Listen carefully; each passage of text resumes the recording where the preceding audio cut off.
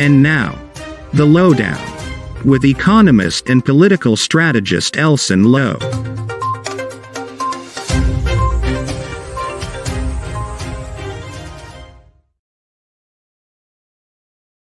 Folks, and welcome to the Lowdown. My name is Elson Low, your host. Thank you for joining us this Saturday night. We like to always say you start your Saturday on a high with Elson Low. The first thing you can do for us, though, folks, we'd appreciate it, is if you would share that link. Share the link, folks. Let's try and spread as much as possible the show. Let's give everyone the opportunity to watch the show. Because we're gonna have a fun time. We try to keep it light here on the Lowdown, and we try to ensure that we're, as much as we're informative, we make things funny and interesting. So please go ahead and share that link. Share it as widely as you can. Let's try and get some people in. Let's try and spread as much as possible the show. And we're gonna have some fun tonight. Tonight we're going to be looking at a couple of things. The first is we're going to be talking a bit about Teodoro Obiang, who is the Vice President of Equatorial Guinea, the son of the president there, who is a very famous international figure, a man of real style and class, but who also has extensive corruption allegations against him, and how that's relevant again. We'll have a chat about that. Great style and class. We're also going to meet with Riaz Rupnarain, who is a Central Executive Committee member for the PNCR. So he'll be happy to come on and share with you guys a few of his thoughts. But also, we like to keep it light. We'll have a laugh. And then we're going to talk a bit about housing in Guyana and how young people can position themselves, what they should keep in mind. Because obviously we've seen very high prices for housing, and this will be a rolling series, so I'll speak about this some more. In the past few weeks, we've been talking about resumes, the corporate work environment, and what we should anticipate in terms of the jobs that will be generated in the oil and gas industry and how you can get those jobs, networking, and so on. So if you're interested in that, you can check out previous broadcasts. Folks, share the link, share the link. Let's try and spread things as widely as we can. Let's give everyone an opportunity to have a look at the show, to have a good time with us tonight. And, we're going to have some interesting points. And hopefully you'll learn a bit just as much as you have a laugh. So from that perspective, let's lean into some of the early things. We like to start off the show with some memes, the memes of the week that I think indicate how things are going in Guyana. Unfortunately, how they're going. Last time we spoke, someone that had told me on that day that things is not nice at all. And indeed, viewers, things is not nice at all, because we've got very high cost of living. We've got very high inflation, a real spike in prices. And unfortunately, as a result of that, it's very difficult for the average consumer in Guyana. Things is not nice at all. And so we're going to chat a bit about that. And in the course of it, you'll get a sense of where the government is going wrong, what needs to be done to adjust, both from a short and really a longer term perspective, because there's a lot that we have to keep in mind. Oil is a funny thing. It's something that I try to say often, because it is, you can get better or you can actually get worse, which perhaps surprises some people. So if we can get our first photo up there, we'll give viewers a look at our first chart.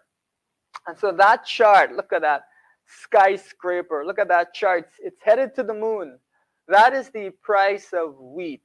Obviously, we've got a conflict in Ukraine and in Russia there that has caused a substantial disruption to the international wheat markets. It's caused a lot of disruption, and as a result of that, a huge, really sharp spike up in the cost of flour. Unbelievably sharp. 40% is what we're hearing, and we've seen flour go up by 15% already, according to Namilco.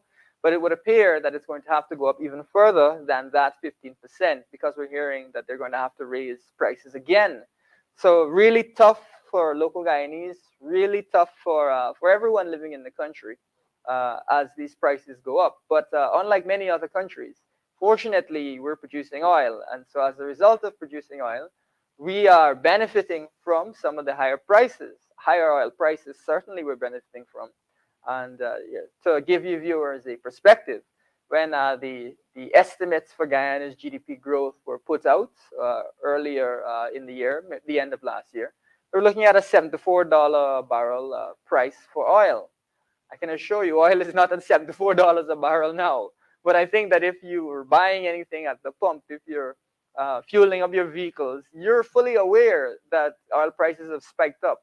And so we're hearing that Namilco is going to have to raise its price on flour because of fuel prices that have involved, whether that's in transportation or production.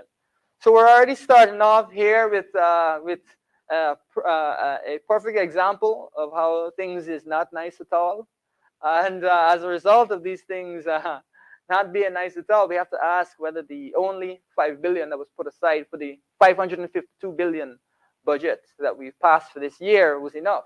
That's 0.9%, not even a percent for you viewers that are curious about that. And in fact, we've spent four more times on infrastructure and capital investments, really, than on cost of living, despite these spectacular skyscrapers that are reaching for the sky in a way we haven't seen in forever. So let's jump on to the next picture. You know, like I said, we keep it light but a laugh. So the next shot here, we've got someone, it would appear, you know, borrowing the palm tree from the front yard of someone else. I don't know if they're going to bring this palm tree back, having collected the palm tree. You can kind of see him just in front of the gate, grabbing the palm tree out of the ground. You know, I guess he really likes palm trees. He wants to borrow it, take a good look at it. And someone in the comments saying that you know, it's funny that anything that associated with palm trees, they say, oh, it's the coalition. So that's just a hilarious example, I think, of how things is not nice at all. And of course, someone is commenting that can't even leave the palm trees alone. If we could get the next picture there. So here we've got one where someone is saying, talking about the price of garlic. Apparently, the price of garlic has gone through the roof. That's another area where we've seen a huge spike in cost of living. This is things that ordinary people use to cook, you know, your everyday foods, and the price is through the roof. So people are, again, highly concerned about the price of garlic. Let's get the next shot up there. Here we've got a shot about an apartment, I believe it's in South, that's 1,500 US to rent for a 2-bedroom, you know, 300,000 Guyana dollars. And obviously that is creating some alarm. We'll talk a bit more about this at towards the latter half of the show, just to give Guyanese a sense of what's going on in terms of these really high prices for real estate and for rent, especially in the Georgetown area. Now, you know, for context, $1,500 for a 2-bedroom is more than when I was in the States. I was paying for a 2-bedroom. So that should give you some perspective. I think it's substantially more than I was even paying when I was in the States. So that is, I think, a very interesting development. But we'll help you to understand this, help you to get a perspective on it. But of course, it's created some serious sticker shock, as well it should. All right, so we'll get on to the rest of the show a little bit later. For now, we'll chat a bit about, you know, some other issues, give you some perspective, frame, I think, the discussion, because it's easy to get a bit lost when we look at the rapid development of Guyana. It's easy to get a bit lost, but we want to always give you viewers some perspective, and from that perspective, you can form your own opinions and get a sense of the direction the country is going and the difference between the policies promoted by the PNCR and the coalition and the PPP's policies. So we're just helping you to understand what's going on. So just looking at poverty in Guyana, which is something we don't talk enough about, and where we try to get more measures. The last survey was all the way back in 2006. And that showed that about a third of the population, 36%, was living in poverty. And 18.6% were living in extreme poverty. Now, this can be defined by people working for less than $2 a day or $1 a day or $5.50 a day. It depends on your measure, but even by all of those measures, that's what we call in Guyana punishment. So very difficult circumstances. And according to the IDB, the poverty rate in Guyana in 2017 was as high as 41%. And that's for people who are making less than $5.50.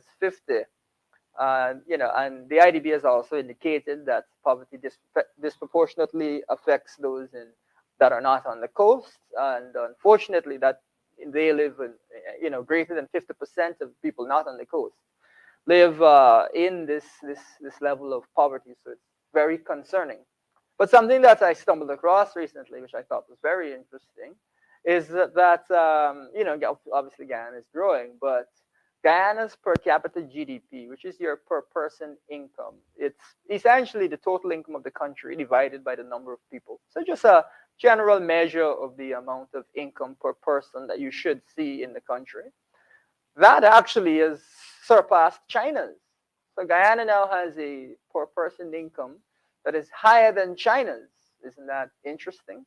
Even when you look at purchasing power, so how far your dollar goes, if you look at that estimate, Guyana is again still past China.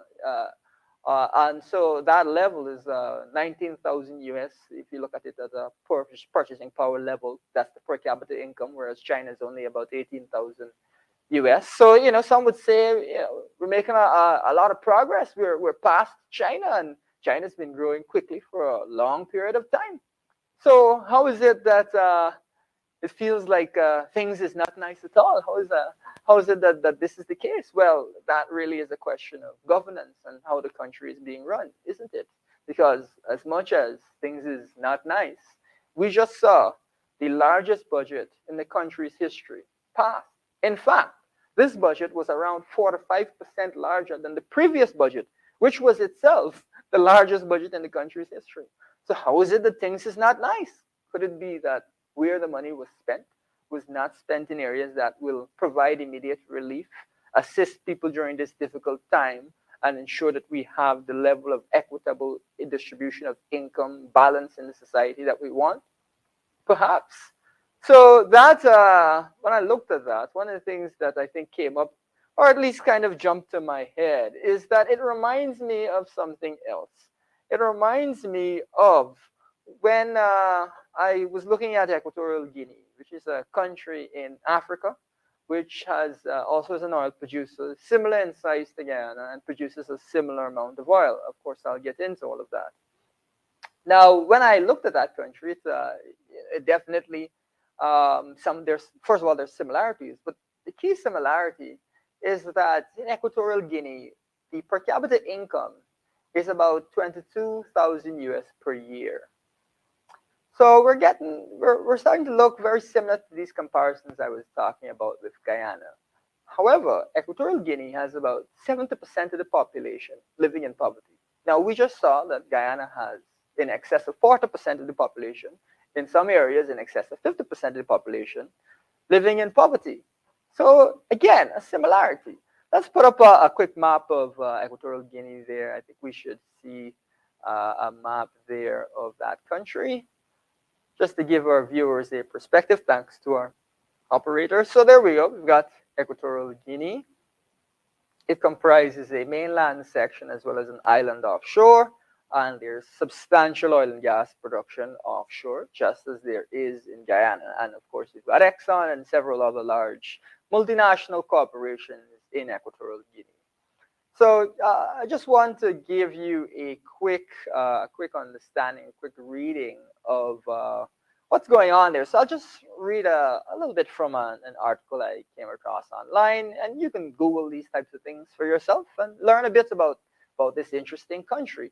Incidentally, as I mentioned at the beginning, this is the country that our good friend Teodoro Obiang is from, the man who is very stylish and classy. But we'll come to that in a second.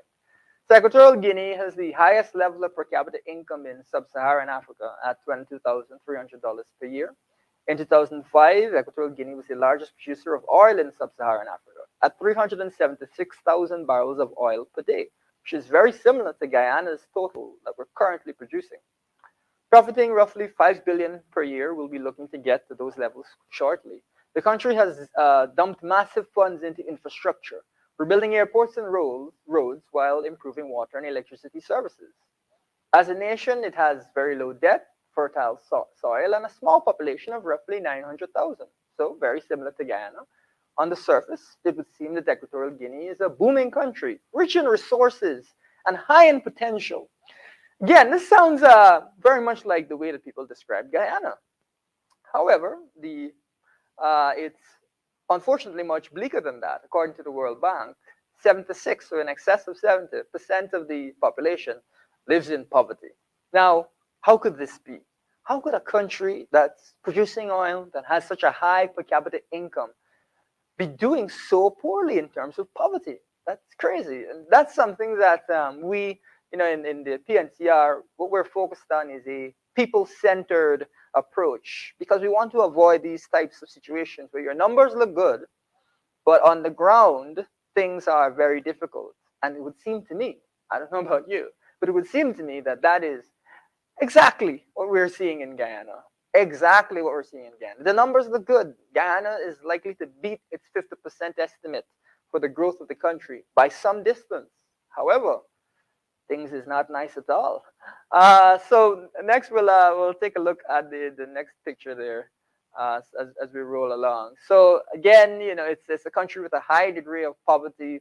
It's a country that people have talked a lot about. And one of the fun facts about Equatorial Guinea is that after they actually got oil, measures of governance such as people's welfare, various measures, actually showed that things got worse, not better. So as I mentioned, oil is a funny thing that doesn't always have obvious results and obvious outcomes. If we can get the next picture in.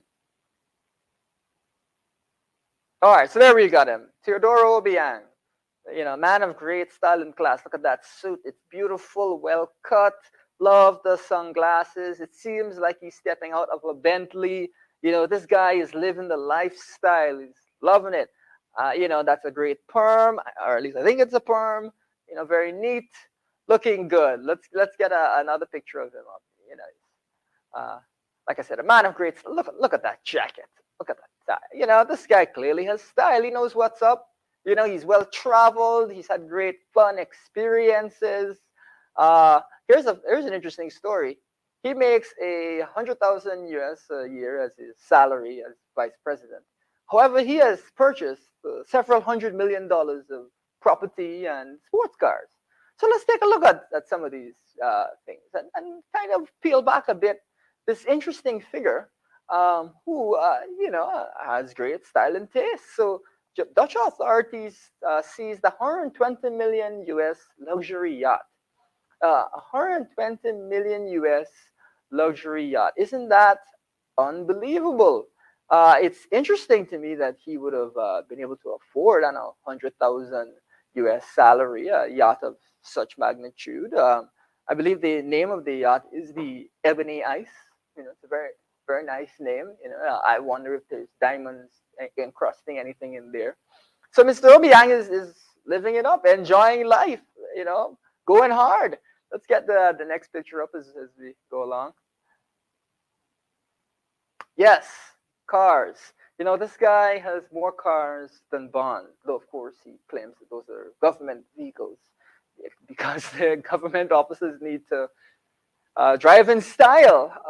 So these are some cars that were seized by French authorities. Again, that Mr. Obiang has been linked to. Essentially, these vehicles, are incredibly pricey, and the question is why a government and even government officials would need such vehicles. Let's remember, keep in mind, folks, that we're talking about a country with a poverty rate in excess of 70%. And, they're out here buying sports cars and, buying 120 million US yachts. Very interesting. Okay, so let's take the picture down there. So the reason that I bring this up is that what Equatorial Guinea spends a lot on, and we mentioned it earlier, is infrastructure. A lot on infrastructure, not a lot on people. Billions and billions on infrastructure.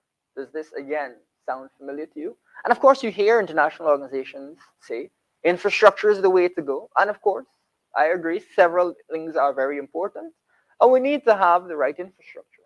However, one key thing to understand about oil economies and how these economies tend to work is that infrastructure is an incredibly efficient way to engage in procurement fraud to enrich the leadership of a country. And so in Equatorial Guinea, you'll find that on islands that don't have any people, you'll see schools and airports and roads, and you'll see extensive highways being built, even though people might not have cars. And you'll see all these projects being done, but the real purpose of the projects, if you understand it, if you think about it, what's the purpose of building a school on an island if the island is uninhabited? The purpose of the school is perhaps, to engage in procurement fraud. That could be the purpose of the school. And so that is something that has been extensively documented in Equatorial Guinea, and there's been a lot of questions that have been raised about that. And if let's say you're going to increase the price of these infrastructure projects by say 120 million US, then just like that, you could find yourself with a 120 million US yacht. And so that would perhaps explain why Equatorial Guinea, despite having an incredibly high per capita GDP, per person GDP, it's very, very high, we see such a high poverty rate. So let's look back again at Guyana, where we've got poverty in excess of 40 or 50% across the population, where we're seeing a lot of infrastructure spending, 4 to 4 times more on capital spending, that's infrastructure and so on, than on cost of living spending. Where we're seeing that, again, things is not nice.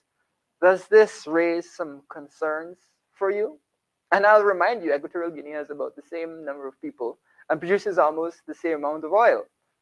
The similarities are eerie. All that we're left to see is some of these cars pop up. So we'll keep an eye out, viewers. But I thought that you might find that to be interesting, entertaining, and funny. Now, on the flip side, the PNCR has come out with some policies such as looking at a livable income, looking at salary top-ups, which we will implement in order to help people who are working across the population to benefit from what we think or what we will calculate and so on will be a good wage, a good standard income that citizens can be at a decent level and not be under the poverty line, not be living in the circumstances that you see in Equatorial Guinea. So from that perspective, we've developed a lot of these programs, and essentially this salary top-up is something that's recommended by many economists. So we're going to play a little video for you now. We're going to play a little video that should give you an idea of where this idea came from. It actually came from a right-wing economist. So as much as I know that some folks will look to label this as, giving away money, these left-wing folks don't know what they're doing, I would describe that as factually incorrect. And so let's see the video and we'll have a chat afterwards.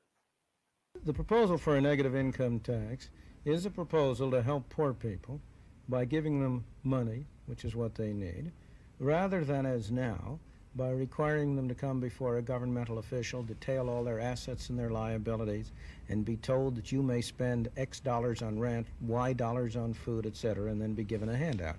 The idea of the negative income tax is to treat people who are poor in the same way as we treat people who are rich. The virtue of an income tax arrangement is precisely that it treats everybody the same way. There's none of this unfortunate discrimination among people. You have a system which stimulates abuse. It seems to me, experience suggests that our present welfare programs are clearly very much subject to this danger. Look at what's been happening. In a period of unprecedented prosperity and affluence, the number of people on the welfare rolls has been skyrocketing. Why? Because once they get on, we make it almost impossible for them to get off. In order for somebody who gets on to get off, he or she has to be able to have a really good job, because to earn a little bit, get off gradually, now doesn't pay. Under a negative income tax, you would have give the poor people a possibility of getting off gradually. For a great large fraction of the people who are being helped, they have every incentive to do it themselves. If we give them the money, We will strengthen their responsibility. Great. So we've got a quick video there. One of the things that jumped out at me is in a period of great prosperity, some people seem to be having difficulties. Now, the idea really, and a negative income tax is the broad name for policies where you would give people some money on top of their salary. So again, this salary top up is that as you work, you'll be able to earn more than you are right at your job because the government is providing you that additional amount, gives you an incentive, extra incentive to work, and helps to support you in your everyday living expenses and in helping you to make progress. And as was pointed out in the video, it's broad. It's not based off of a particular individual's race or location or the party they support. Everyone would be automatically entitled to such a salary top up once you fall within the salary range. And of course, we're looking primarily at lower income people to be able to benefit from this. There's been allegations of the government cash grants not being given out equitably, fairly, efficiently by the government, and as a result, a lot of people have gotten turned off by these things. Now, we are talking about a broad policy that benefits all Guyanese, not just a particular group, and not a policy that can be skewed to benefit a particular group. It is a policy for all Guyanese, and that's the direction that we should go. Of course, we need to combat poverty. Of course, we need progress in our country. Of course, we're driving towards this better Guyana, and we shouldn't allow big numbers such as a high growth rate to disguise big numbers such as a per capita GDP that's very high to disguise the fact that ordinary people are suffering. Ordinary people are in a difficult position, and we got to try to do something to help them out. And in fact, in the process of doing something to help them out, we can ensure that that they have a further incentive to go out and get a job. Of course, if you're going to get a salary top up, you have to have a job, so it gives you an extra reason to go out and find a job. And once you do get a job, you'll be living at a level with your income that is reasonable and that allows you to have a good and prosperous experience in our great country. And so that's one of the things that we're proposing. There'll be other proposals that I'll go through that all are part of this livable income package, and that are really a means of distributing, some of these benefits from the oil and gas industry across the economy. It is, I think, really important for us to understand that the structure of Guyana's economy is such, because of the oil and gas industry, that the benefits, the huge revenues, are greatly concentrated in the government, greatly concentrated in the government's take of these revenues. But the costs, inflation, higher prices for housing, higher prices at the pump, higher food prices, these costs are distributed across the entire economy.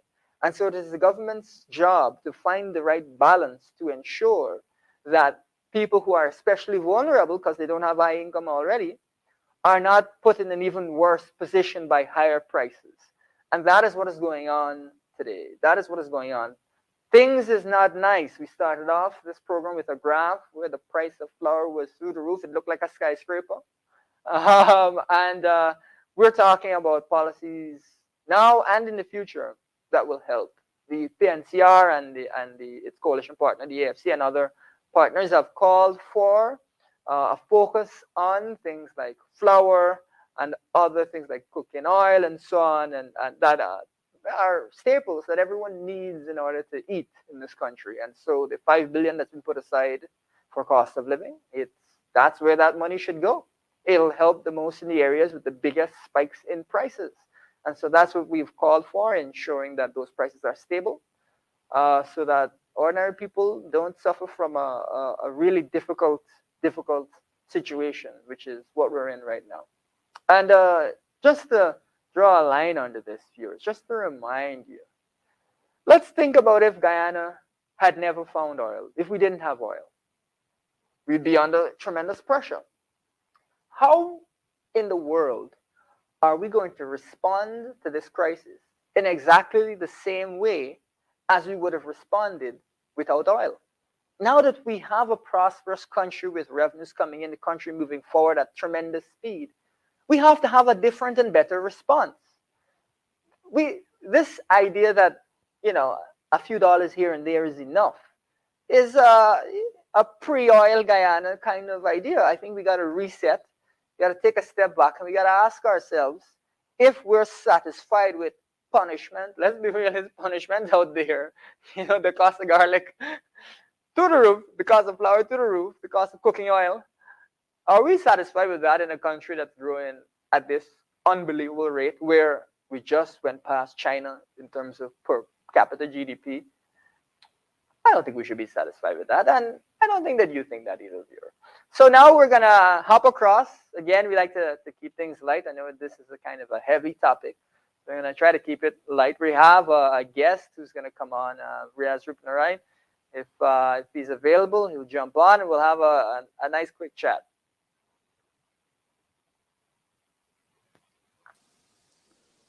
All right, Riaz, What's up? Yeah, hear me? Good having you on. Thanks for coming on tonight. Thanks for having me. Thanks for having me. Good. So we first of all, congrats on becoming part of the CEC, the Central Exec Committee of the PNCR. I'm trying to have a chat with various members of the leadership. Let's have a laugh, see how things have a lighter discussion. And from that perspective, I think it'd be great for everyone to get to know you a little bit more. So I just wanted to start off by asking you, where are you from? Where did you grow up in Guyana? So you can give people a little bit of perspective, just as to your background. All right. I've been born and bred here for all my life, for 3 decades and a little bit. I grew up in Pomeroon in Region 2. I did all of my lower studies there, my nursery, my primary, my secondary, even I attended Teachers College right there in Essequibo. It was then in the latter part that I migrated to Georgetown to pursue my bachelor's, my master's, and now my doctorate. Good, but I'm originally well, from Essequibo, and I still visit. Great. You're firing a lot of qualifications across the table there. So I don't know if you want to give viewers a bit of a better idea of those. Oh, okay. Well, I hold certificates in supervisory management and sociology from the University of Guyana, project management from the University of Cyprus and African States. I have my teacher's training certificate from CPC, a bachelor's in international relations from University of Guyana, a Master of Arts in Education Leadership from University of Bedfordshire in England, and I'm presently doing my doctorate in Education Leadership from UNICAF as well. Nice. Well, it's good to see that you've been looking to make the use of a lot of opportunities, looking to keep learning. Yeah. I mean, keep learning the online. Yeah. Yes, and you're as a person who's been in the education sector and as a person who is continuously working with young people and training them, it's going to be quite hypocritical to push young people to motivate, mobilize, and build themselves, and then you yourself is stagnant. I'm not saying that there is not a point of your life that you will eventually stop, but education is something that you never stop seeking, and even though it's not a bachelor's and it's not a master's that you may want to pursue, you still involve yourselves in some training, some certificate. There's some that you can always make yourself better in, because even though I've been doing a lot of training itself, there are a lot of seminars that I myself go and sit down and say, because there's something that you're going to hear in a different perspective from somebody else, no matter their age group or no matter their qualification, because in this, it is a changing world. I'm listening to you just now. You're saying that these things are coming about. And two of the things we have to remember is, one, for those who forget history are doomed to repeat it, and we see it's actually becoming prevalent right now in society. And as Darwin said, if we do not adapt to changes in society, then we will become extinct. So we always have to try to build ourselves, motivate, and seek knowledge as we go forward. Yeah, well, it's a growth process, and the world grows, so we grow along with the world. We keep things rolling on, and even if I think maybe people aren't going to do further education, I think that doesn't mean that you're not going to keep learning, keep trying to expand your horizons, and keep looking to have that curiosity, which I think is so vital. So now we're gonna Yeah, have a quick fire round that we typically do, just to give viewers a sense of a bit more about you. And so I'll just ask you a few quick questions, and you can sure. just tell me what your thoughts are. So the first is, would you prefer the seawall or the creek? The creek. Creek. Nice. That might be because you grew up in Region 2, so you got an affinity for creeks And and lakes. I'm an avid swimmer, so I can't say no to water. Nice. Here's a funny one. Umbrella or hat? Hot, definitely hot. I don't like umbrella. All right, there we go. Uh, black cake or fruit cake? Black, without a doubt. All right, it's Everybody who Christmas knows time. me, no, I didn't get that one. Christmas time. And even out of Christmas, anybody, the first question I ask everybody is if they know anybody who makes the black cake. This year long, I, I try to get as much as I can to eat it. yeah. Okay. Well, that's good. That's good. Coconut water or Moby? Oh, coconut water. I don't like Moby. I don't like the bark. Ooh. Controversial statements coming out here. Well, they're all subjective, yes. Yeah. All right. Next one is, do you prefer to lift weights or to jog when you exercise? Jog. Cardio or okay, Yeah, I cardio. like to run. Gym Good. is too much too demanding, and I can't promise those hours and those commitment. I'm not so disciplined as yet. Yeah. I also prefer to jog myself. Maybe do push-ups as Yeah. well. All right, and the last one in this quick fire round, boots or dress shoes? Oh, dress shoes. Dress shoes. All right. Viewers, you've got the inside scoop here. You know a little bit more about Riaz here. Raz, before we go, we want to ask you a question. That we always try to ask folks, which is, if Sure. you had named something that you're really looking forward to in Guyana's future. What are you looking forward to the most in Guyana's future? What maybe you're optimistic about in Guyana's future? You can give viewers your perspective on that. Well, I mean, there are a lot of things. There are a plethora of things that can come to my mind. Well, I'm gonna list one, the most unrealistic one, because and that is the Dream one. I big. mean, we are a democratic country, but I hope that one day we can actually fulfill that word, because one of the key points of democracy is that our three arms of government must operate separately, but at the same time work cohesively for the Guyanese people. But they work separately to ensure that each other are kept intact and in line. But that doesn't really go on right about now. It has not gone on for many years. So I hope that one day we can actually have where executive arm does not infiltrate our legislative, neither our judicial arm as well. So when we have a decision coming, and I mean, especially when it comes to our judicial arm, I'm sometimes very disappointed, not really disappointed, but embarrassed to see that some of our cases have to reach the CCG, and then a foreigner has to decide the state or the affair of our Guyanese people, just because of some biasness that was done within the Guyanese judicial system. So, Well, and then respect for the judiciary is pretty vital, so we want to emphasize that. But I completely agree in yes. terms of us wanting to have a country with the three arms. And one thing I admire within the judiciary too is the role that the women play within our judiciary system. I've admired the role when you look at our senior judges and justices, and so you see the quantity of women, and it's really, really encouraging. And when you think about it, you wouldn't have expected this like about 40 years ago. You wouldn't have believed that women would have actually been holding these kind of senior position. And it's when in the classroom we work, it really gives young girls, real motivation to push themselves, because now we've seen a lot of females have pushed themselves to join the law field, which we have known over the years to be predominantly controlled by men. So I must say that although I am optimistic that certain things will happen, I am glad to see that certain things that have happened that we would not have expected it to happen. Yeah, and these women in our judicial system are are exemplary role models to our young girls. Yeah, yeah, One of the I other think things I look that's for, great. Sure. yeah, one of the other things I look forward to is the role that, I mean, most times when you go to youth conferences and youth, anything to do with young people, we sometimes encourage them to make their contributions and so forth, but we write down on a piece of paper and very limited do we see it put into action. Ultimately, they're just used as a focus group.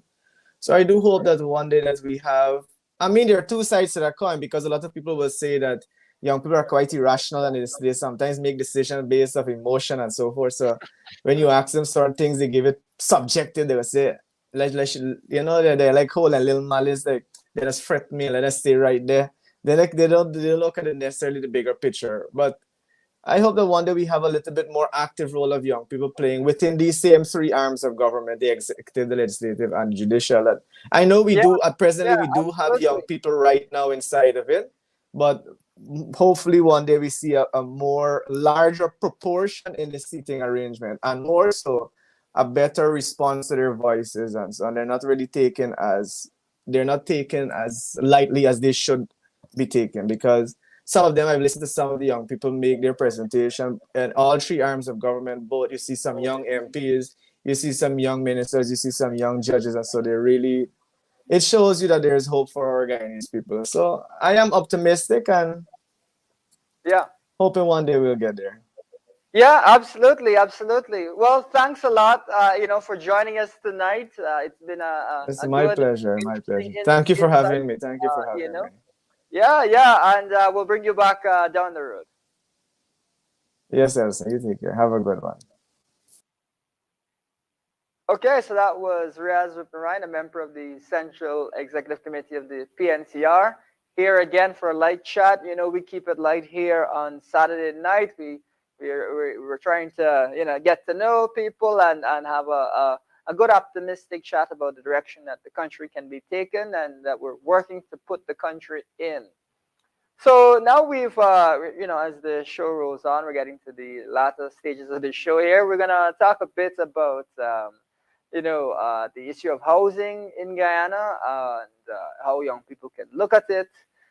It's of course one that is of great concern because, as we indicated right at the beginning of the show, you're seeing places in South for 300,000 two bedrooms. People are concerned. If you're working at one of these, at a place that's you're making probably 80,000 a month. There's no way that you can afford $150,000 rent. So that immediately prices you out to the market, puts you way out, and that's not what we want at all. We want everyone to be able to access good housing, good affordable housing, not only a few elite individuals. So it's something I think a lot of people are concerned about. On the flip side, the value of property in Guyana would, by virtue of these increases in rent that you can receive, would go up very substantially. So we've seen a very substantial increase in real estate prices. And in fact, we heard from, I think, the head of the Private City Commission recently say that rent in Georgetown had tripled in the last few years, in the last like 4 years probably. So that, again, is incredibly concerning if you're a renter, but very good, of course, if you have a place to rent. And so this is, I think, kind of framing the discussion, and that's what I'm trying to do, is to frame the discussion in a way to give you a sense of how you can position yourself. Of course, I'm not saying to invest in X, Y, or Z, but I think you can keep an eye out, and that will help you to understand what's going on. And if you want to benefit, you'll be able to figure out a way to benefit. So we're seeing these really high rents. We're seeing this sharp increase. Tripling is no joke when it comes to an increase, right? We're looking at 40% increase for flour. Just imagine tripling. So the question then becomes, why are housing prices rising in Guyana, and especially those in Georgetown? Because I believe that's what he was referring to. Why are those prices so much higher in Georgetown? Now, this is largely due to the oil and gas industry, where workers who are in a productive industry where they can earn high salaries, companies may pay accommodation, will be looking to get houses that are centrally located or locate close to where they can access or travel to the oil, offshore, the FPSOs, the production vessels, or engage in other support activities for that industry. So in order for them to do that, they would need to live nearby to those industries. So Georgetown being the central hub, that's where you're seeing a lot of these companies and individuals rent properties. Now, of course, they're going to rent at a higher rate because they can earn more, but also because this is a limited area, it's going to push up the rent in that area. So that's, I think, why we're seeing a lot of these high prices. The other half of it is that we sometimes forget, because it's been a while since we talked too much about it, that there's a crisis in Venezuela, excuse me, and that we saw a very substantial migration from Venezuela to Guyana as a result of this. As many as 20 or 30,000 people would have moved over. I'll give you one funny point. The government has promised 50,000 house lots, but if 30,000 people move to Guyana, maybe 40,000, then you can see how that seems to me to be a totally irrelevant promise, and that it sounds like they haven't done a proper, from the government, an assessment of what the housing needs really are. So that's an interesting one. Housing will be swallowed up immediately by large migration. But the point being, we understand that some Venezuelans will come over because of the difficult circumstances. We have to adjust. We have to ensure the country is able to move forward, and we have to do the appropriate adjustment. Now, what this means for you as someone who's looking to rent or renting is that there's a lot more people in the country who are looking to rent. And so if there's more people looking to rent, that'll drive the price up. And so there you go. That increases your rent costs again. So those are a couple of the factors that have been playing a big role, and unfortunately will probably continue to play a big role in the price of housing in Guyana. Now, the other thing that you can ask yourself is, well, how will I benefit from this? How could I benefit from this? Well, obviously, if you already have a property that can be rented, you'd rent it. Or if you maybe have a room that you could rent, you rent out the room. You provide that service. If it's separate from the house, I suppose that's perfect, really. But you should, or you could look to rent out in order to benefit from a higher rent price. I think that's very understandable. But also, you should perhaps keep an eye out for areas of your house that you could rent out.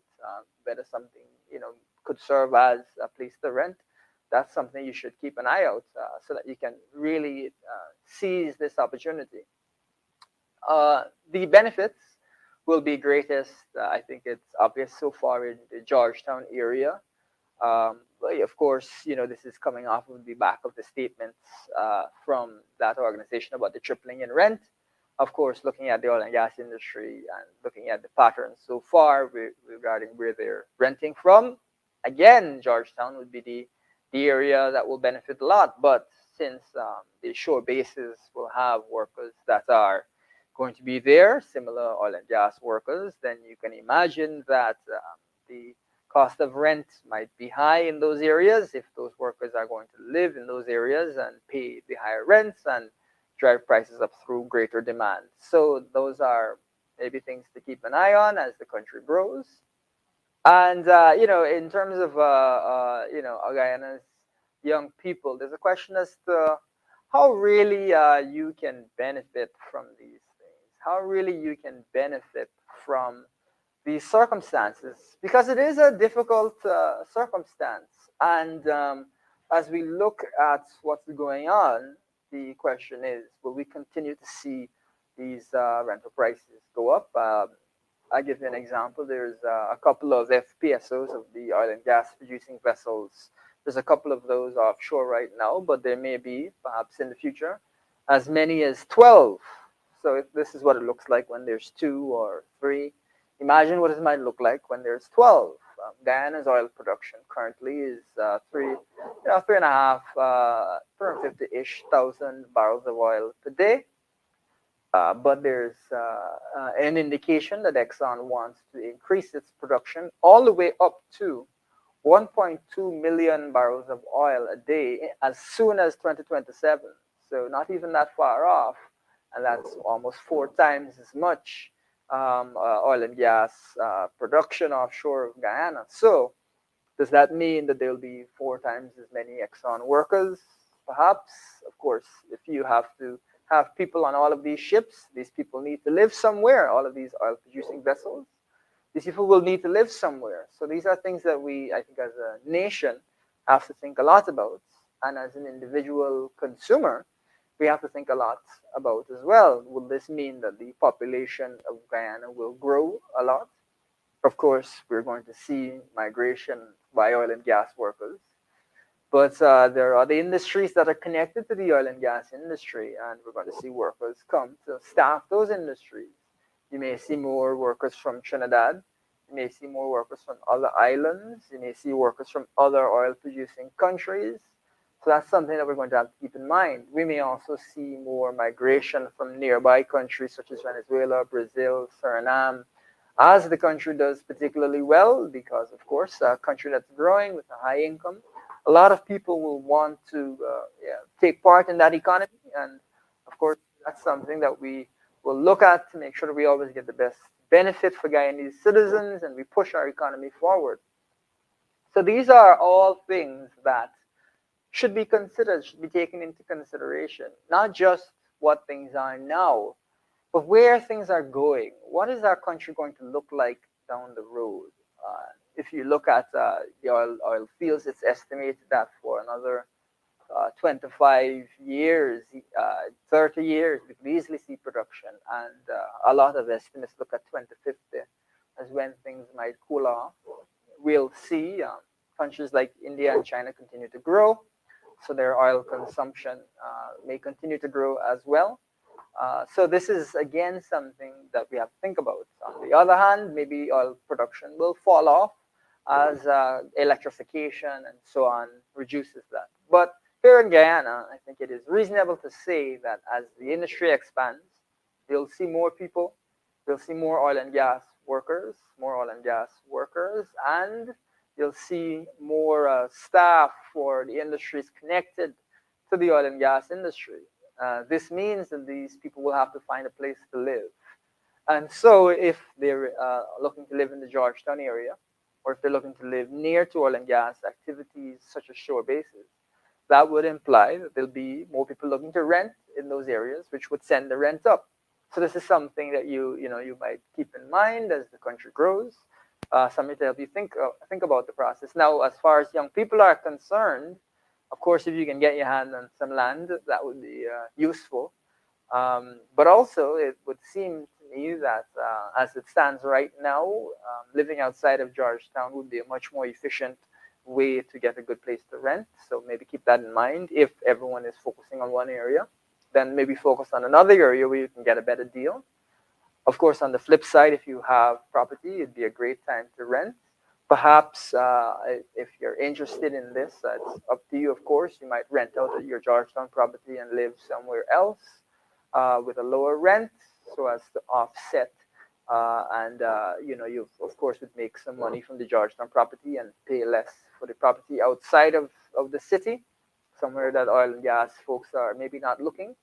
So those are the types of things that you'd have to consider as a young person. Really, it's about where do you position yourself within the structure of society, these changes, and how do you now look at way to benefit. So it would seem to me that the easiest and the most effective thing to do would be just to live outside of Georgetown in an area where you can get a more reasonable rent and commute into the city, at least until we see changes. And we may see changes, so let's keep an eye out to the way that things are structured right now. If they're extensive, if there are very extensive developments, maybe there'll be more houses available. Maybe that all of that will help.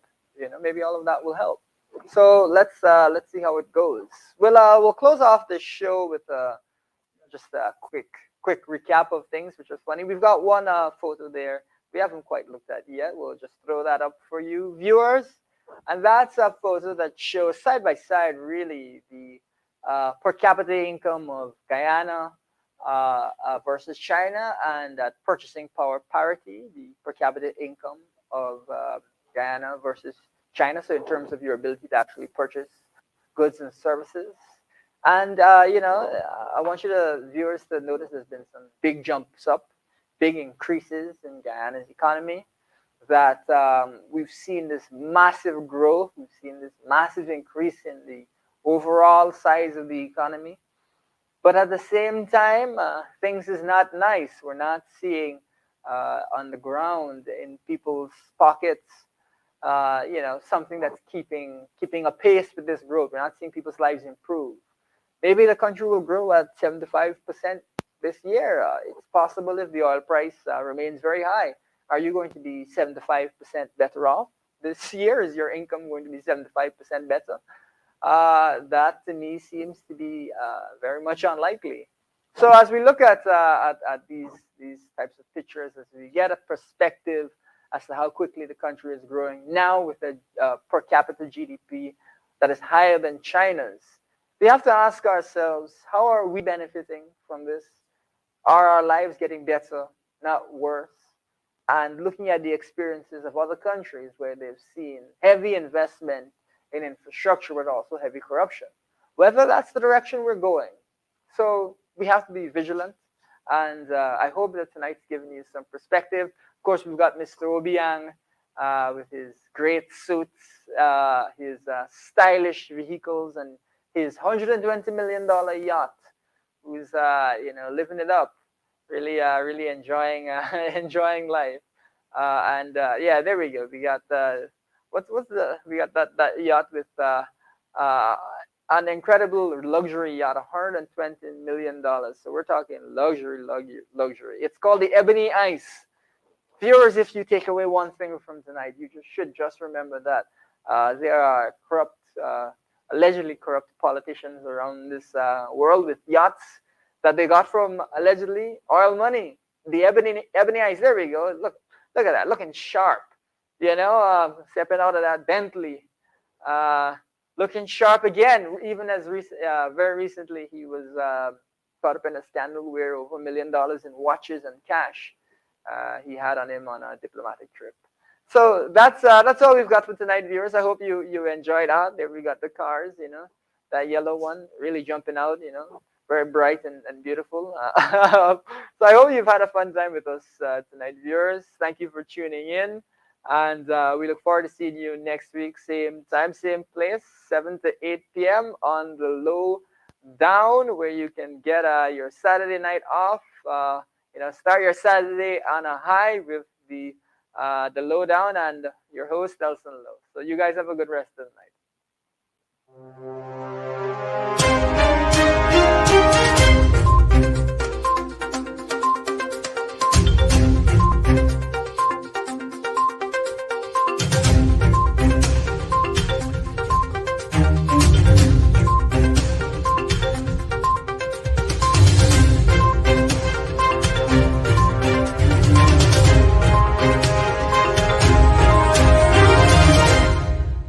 Thank you for watching our program. See you right back here, same place, same time. And remember, hold the line of battle, comrades. Our victory is sure.